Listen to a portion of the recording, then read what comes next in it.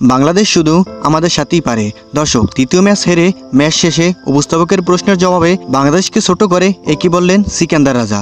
দর্শক, জিম্বাবুয়ের বিপক্ষে তৃতীয় টি-20তে টস হেরে ব্যাট করতে নামে বাংলাদেশ। ব্যাট করতে নেমে শুরুতেই বাংলাদেশ পরপর উইকেট হারালেও তাওহিদ হৃদয় ও জাকের আলী দুর্দান্ত ব্যাটিং করে বাংলাদেশকে অনেক বড় স্কোর এনে দেয়, যেখানে বাংলাদেশ পুরো 20 ওভার খেলে 5 উইকেটে 165 রানের একটি দারুণ ইনিংস খেলে, যেখানে 166 রানের টার্গেটে ব্যাট করতে নামে জিম্বাবুয়ে।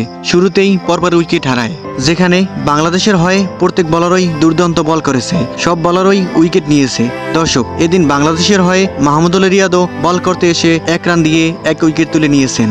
দর্শক, এই ম্যাচে বাংলাদেশের কাছে পাত্তাই পেল না জিম্বাবুয়ে, যেখানে বাংলাদেশ পরপর 3টি ম্যাচ হারায় জিম্বাবুয়েকে। ম্যাচ হেরে উপস্থাপকের প্রশ্নের জবাবে জিম্বাবুয়ের অধিনায়ক সিকান্দার রাজা বলেন, আমরা সব ফরম্যাটেই দাঁড়াতে পারছি না, আমাদেরকে অনুশীলনের সময় দিতে হবে। আজকের ম্যাচটাও জয়ের জন্য যথেষ্ট ছিল, তবে আমরা ব্যাট করতে পারিনি। তবে আমাদের সাথে তাদের খেলাগুলোতে তারাই এগিয়ে থাকে, এটাই হয়তো তাদেরকে আরো আত্মবিশ্বাসী হয়ে উঠেছে।